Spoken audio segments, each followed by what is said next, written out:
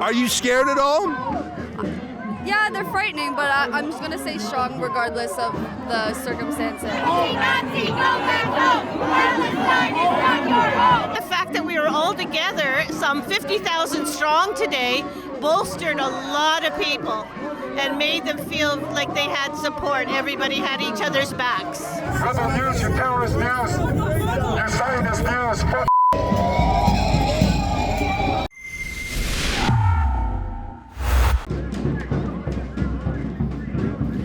Ezra Levant here at the March for Israel in one of the Jewish neighborhoods of Toronto. You can see there are hundreds of police, some of them with serious riot gear, because although, I don't know, I would estimate 100,000 Jewish people marched through this neighborhood, and most of these apartments are heavily Jewish, the pro-Hamas side thought they would attend and provoke, dispute, interrupt, and the police have the job of trying to keep the two sides apart. I wonder, though, if the police would be so equal about it if a Jewish group tried to, I don't know, go into the University of Toronto pro-Hamas encampment, or had a counter-protest to one of the pro-Hamas marches that have sometimes turned violent in Toronto. I don't want to knock the police today. This is the most enforcement they've done in 8 months. I think one of the reasons is it's a high-profile official Jewish march that's been happening for 55 years straight. But on the other hand, since when can a mob of 100 masked thugs simply take over private property? I mean, that's not a park, that's not a sidewalk, and the reason I mention that is because you might recall during the lockdowns and during the trucker convoy, police would use any and all laws to sweep off the streets and into the jails anyone who dared to protest. Every single one of them is on private property, and I guess that's fine with the cops, because what are they going to do? Arrest some Hamas thugs? If they did, it would be the first time in 8 months. Most of these police are Toronto police, but you can see there's a York regional policeman dressed in gray there with a pretty serious anti-riot weapon. They're not messing around. I'm not sure how this happened. I know that the Toronto Police Service had reserved an area for the pro-Hamas protesters.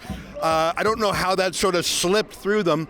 Again, I will give the police credit. There's got to be 100 of them surrounding the Hamasniks, and you'll see one thing about those Hamas people. The number one thing they have in common is they're wearing a mask.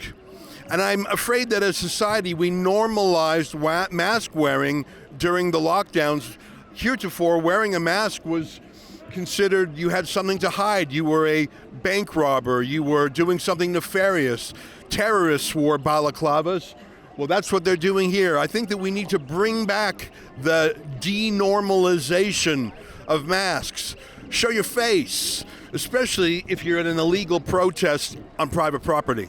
For 8 months, Toronto has been one of the worst cities in Canada in terms of not just anti-Semitism, but law breaking. And there's a difference. Anti-Semitism is when you hate a Jew. And obviously those masked men and women behind me flying the flags of Palestine, or in some cases over the last 8 months, flying actual terrorist flags, they hate Jews. It's no surprise. They come from countries where anti-Semitism is endemic. We don't screen or qualify our immigrants in any way for social fit. And if you bring in people from hateful pockets of the world, you import their ideas too. It's not the anti-Semitism that I think is the practical way to attack the problem, but rather the law breaking. What I'm talking about over the last 8 months has been violence, death threats or other threats of violence, trespass, mischief, things like shooting a Jewish day school mere blocks away. Those are actual crimes. They're animated by anti-Jewish hate, but the problem there is the crimes themselves. Yet, bizarrely, these repeated crimes, some of them are of a trivial nature, perhaps it's trivial to have them trespassing. I don't think the folks working at that gas station would regard it as trivial today. But I think the number one problem is that there has been a lack of police enforcement. In fact, you might recall a few months ago there was virtually a day-long pro-Hamas rally outside a Jewish synagogue in North Toronto, and police stood by as concierges. They didn't do a damn thing. In fact, when one frustrated Jewish local tried to do something, he was the one who was arrested. That's the problem. It's like James Q. Wilson's broken windows theory. You break one window and you don't fix it, people get the idea that we accept broken windows around here. If you have masked Hamas supporters blocking roads, harassing Jewish passersby, people get the idea that that's the new normal now. The Overton window has shifted. We're no longer Toronto the good, but a city seething with hatred that if these cops weren't here, they would be breaking into violence against the Jewish marchers. We're just here to protect the people, help out whenever it's needed. Keeping eyes for our parents, set of eyes out, just to make sure. And all these lads all the way down there with you? Yes, we are, yep. All right. People of different backgrounds, looks like. Yes, yes. So you're private security is what you're saying? Exactly. We're here to help, just help around as much as we can, Okay, nice to meet you, thanks. Nazi, Nazi, go back home! Palestine is not your home! Nazi, Nazi, go back home! Palestine is not your home! Nazi, Nazi, go back home! Palestine is not your home! Nazi, Nazi, go back home! Palestine is not your home! I want to show you the contrast. There's a stylistic contrast. Look up here, for example. These are marchers who have finished the march and they're going home. I don't see any masks. Well, maybe 1 in 100 wears a COVID mask. You see men, women, and children, babies even. I see Canadian flags. I see a lot of Israeli flags. I see no terrorist flags. And I think the tone, the mood, if I can read it just with my eyes, is a little bit sober, given that you have Hamas flags in this Jewish neighborhood. But I would call it fairly positive. I don't know if I can use the word friendly. Maybe I find them relatable because I'm a Jewish person from Toronto too. But then look over here. Look at those carrying the Palestinian flags. I don't see a single Canadian flag over there. I don't even hear English language right now. They're chanting in Arabic. Lord knows what they're saying. And the chief characteristic of them is they're covering their face. And I don't think it's for COVID. I think it's because, first of all, they know they're breaking the law. And second of all, they want to be intimidating. They want to bring the Hamas style here. I mentioned earlier that masks are something that terrorists have used for decades to instill fear and to hide their true nature. What do you make of all this? It's amazing. It's unreal. I never saw something like this. And my daughter, she's the policeman. And I'm Israeli. And I never thought something like this can happen, Well, I don't think there are street protests for Hamas in Saudi Arabia or in the United Arab Emirates or in Bahrain or Oman. Why are there pro-terrorist protests in Canada but not throughout the Arab world? Because Canada is a democracy country. You can do it. In the Arab countries, you cannot do it. You can go to jail and you are disappeared. But in democracy countries, you can do as long as you don't go over the law. Well, they're on private property there. Is that over the law? Well, how do you feel about immigration? Do you think, my view is that a lot of these folks over there are from countries where anti-Semitism is normal, and they've come here to bring their ancient hatreds with them. Well, I think the immigration have to do a better job. Who you bring in? What is the past of these people? Who are they? We don't ask any of those questions. This is one of the problems, but it's not only Canada problem. All the Western countries, they have the same problem, and the problem just grows. Yeah. Only grows. Right. Nice to talk with you. Thank you. Hi, what's your name? Jennifer. And what do you make of all this, Jennifer? It's Canada, Stan. I don't understand. They don't take a day off. They want everyone to listen to them, but they won't listen to anyone. Well, who do you think's paying for them?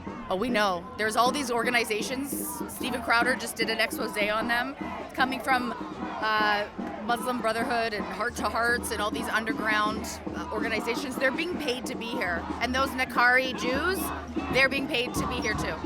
I think they are. Like, look at that guy there. Look at the guy on the bongos. I mean, other than the bongo, which is a North American affectation, he could be in Gaza. And so either they're doing a little bit of cosplay, dressing up in terrorist costumes, which is possible, or maybe they're just testing the limits. How far can they go? I mean, protests on private property, threats, shooting up Jewish schools. What will finally wake Canadians up and make people say, hold, enough? This was a Jewish march that happens every year, and 100 masked men and women on either side are here simply to shout it down. But you doubt if the cops weren't here, it would be rougher than that.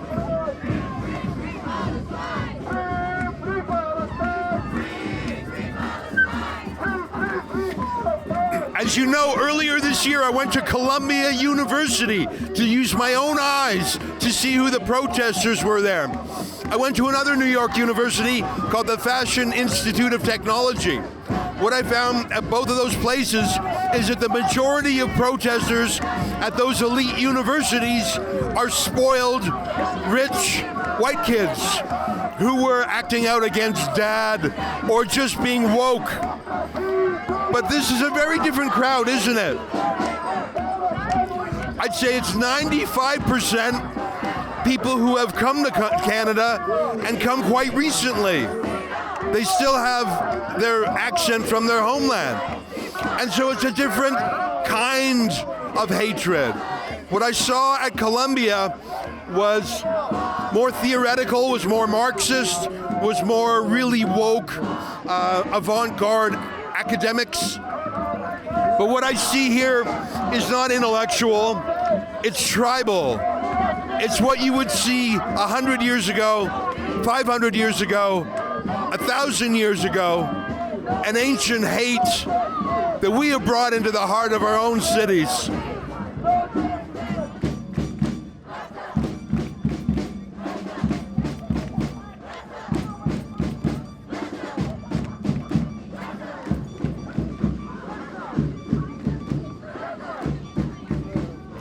I can't tell. Oh, I see a drone overhead. I see a drone. Did you catch it? There's another drone up there. Now, we use drones at Rebel News, but the drones we use are so small, they're legally classified as a toy. Not that drone. That's a big drone. I'm quite sure that drone is a police drone. Same with that one over there. And look, if you can see it, on the top balcony in that apartment, it's behind the Israeli flags right now, but it looks like there's a spotter. There's a couple of cops on that top balcony. Now, my experience is that police would be looking for two different things. One is just to make sure there's no rough and tumble, elbows up, pushing and shoving, no punching. But the other is much more serious. The real risk of a terrorist attack. If you bring tens of thousands of Jewish men and women and children into a concentrated place, and you allow the rhetoric of genocide from the river to the sea, even if only 1 in 1,000 people chanting it actually means it, well, in a city like Toronto, you could have 10 or 20 actual terrorist cells. So yes, the police so far have simply engaged in crowd control, keeping the two sides apart.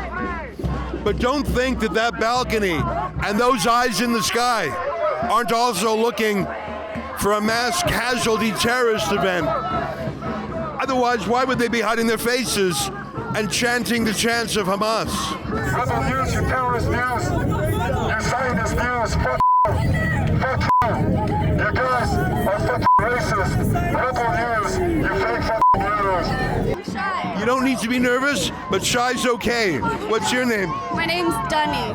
And why are you here? I'm here to support Israel, of course. And how do you feel about these Palestinian protesters wearing masks? It's honestly embarrassing. The nonsense people. Hi. Keep it safe. Thank you. Are you scared at all? Yeah, they're frightening, but I'm just gonna stay strong regardless of the circumstances. You go to school in the neighborhood here? No, I go to Western University. And how's it at Western? I wasn't there the past year because I was studying abroad, but my friends are there, and it's honestly like upsetting that people couldn't even go into classes, into the library where they need to study. It's just not how it should be, especially when it's like disrupting our education. But we move, you know. We gotta stay strong. We gotta stay strong to who we are. And I'm Israel Chai. Well, look who we bumped into here, Sue-Ann Levy, our friend from True North, who also is just a woman about town. I have a secret hope one day you'll run for mayor. How are you, Sue-Ann? I'm great. What a great event. It's great, but I also feel like if these police were not here right now, there would be fists and maybe knives. Thank goodness for the police. They took it very seriously, and I think for once they took this whole thing, and the security was excellent all through the entire route. And how do you think the spirit of the Jewish community is? Is it down in the dumps? Is it scared? Is it hopeful? Is it defiant? How would you describe the mood? Well, I think the capture of the 4 hostages yesterday really helped the mood of the community, the release of the hostages, I should say. And I think the fact that we were all together, some 50,000 strong today, bolstered a lot of people and made them feel like they had support. Everybody had each other's backs. It was miraculous, especially that young woman who who was on the front page of all the papers. To have her freed is incredible. Great to see you, Sue-Ann. Great to see you, Ezra. All right, Sue-Ann Levy from True North. Well, I'm going to do some more journalism, and we've got a huge team here today. David Menzies, Sarah Stock, a big support team. So we'll have more videos in the days ahead. Be sure to go to CanadaStandsWithIsrael.com.